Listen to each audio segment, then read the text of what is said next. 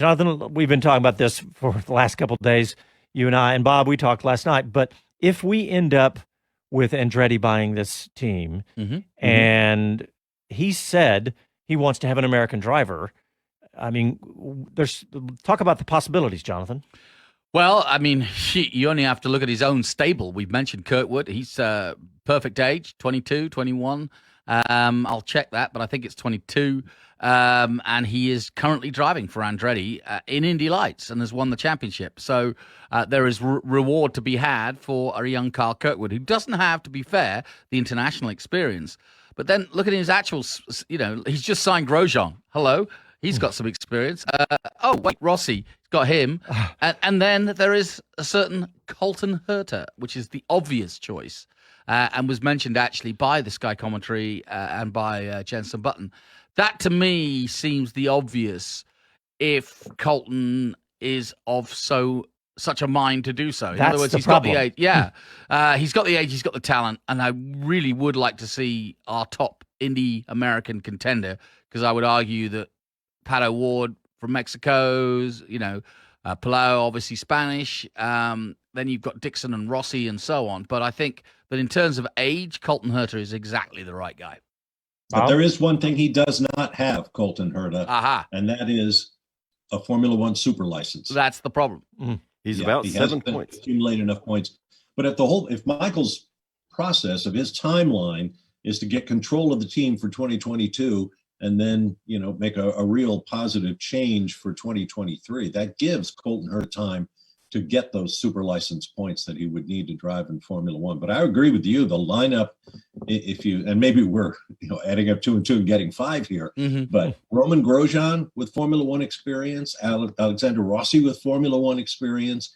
I mean, Michael does not come into this with his team as a bunch of newbies. I mean, these guys know what they're doing. They've got some terrific experience as they kind of go around the perimeter of Formula One, ready to jump in. I think it's really exciting, and it'll be the story of the year if Michael can pull that off sometime between now and Christmas.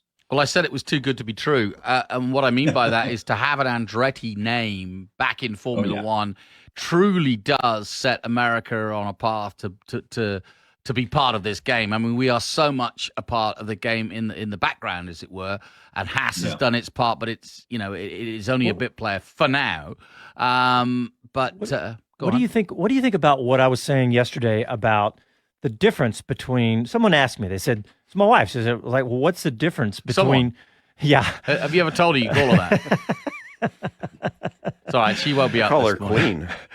Yeah, she's not up yet. The difference between she said, "We already have an American team," and I was like, "Well, but the Haas F1 team, when he set out from the day one, he said, I'm not even going to get a sponsor because my whole goal is to let the worldwide big industry know that I have Haas Automation. You can buy your CNC tools from me. I don't care." And they've never even looked twice at American driver, as far as I can tell. I remember when he said that, I just thought it was an odd thing to say, given that there are so many other ways of marketing your product, especially when it's a large metal automation company. But there you go. Go with what you know, though. He is a very successful motor racing guy. But anyway, if Andretti's going to do this, they're talking about an IPO for the $250 million to help them do this. I'm thinking they're going to get American sponsors and American drivers. I mean, if they can do this, they might. We haven't really had momentum with Americans in Formula One and Americans watching Formula One in a long time, and maybe never to the level that we've hoped, right? And look what he's buying into. He's buying into a team, Sauber, that have survived when others haven't. So I don't think they'll get rid of the Swiss influence there. And the structure that is there. They've got a fantastic sponsor in Alfa Romeo and a fantastic relationship with Ferrari. So, these are, one of the biggest things for Haas was that relationship with Ferrari. And I worried when Alfa Romeo came sort of into the scene that they would lose that influence with Ferrari. It hasn't happened. And I think they stand alone on their own. And I like them as a prospect. They've just taken on Bottas, for gosh sake, to replace Raikkonen. And they haven't announced their second driver, which is why this story definitely has some legs. That's what I was just going to say. Well, and I love that Sauber dates back to like late 70s. I mean, so it's, it doesn't get the prominence in a lot of circles that Williams does with Frank Williams, but is it Pete or Paul Sauber? Peter Sauber. And I can tell you, Peter Sauber is one of the nicest, most low-key people you could ever meet.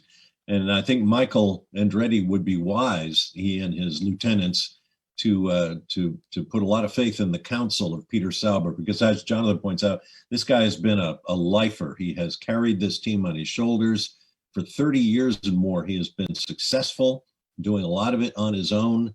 I mean, he's in Switzerland, for crying out loud, where they don't even have a racetrack. Nope. So, Peter Sauber is a great guy. He brought Michael Schumacher into Formula One. He was talent. He brought Kimi Räikkönen into Formula One after fewer than 24 races in any kind of car, straight out of Massa, karting. didn't he?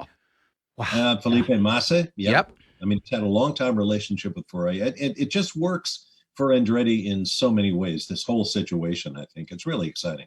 I know. It's hard not to get overly excited. Giddy. Exactly. Like I said, it's too good to be true. But if it goes through, is this the triumvirate? Is this what you have been saying since we started, which is we need a driver? We've got the American venue. We've got the permanent home in Coda. And now we've got a street track as well. And now we've got a street track. We've got one American team. We've got American owners. American driver is the thing that we've absolutely needed. And if we can, with an Andretti team, that's a pretty close second, but if they really do put an American driver with an Andretti team, and with what Netflix has done with the driving the audience and the ESPN numbers this year, it's all kind of in a perfect storm headed to the fact that, ultimately, if the numbers, Formula One has caught Indy in ESPN ratings.